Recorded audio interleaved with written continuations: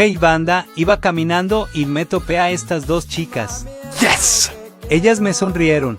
¿Cómo traía el casco puesto? Dije, creo que les gustó mi casco porque todavía no llegaba mi moto.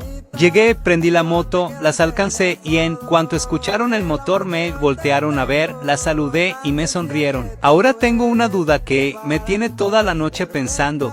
¿Les gusté yo, el casco, la moto o las tres?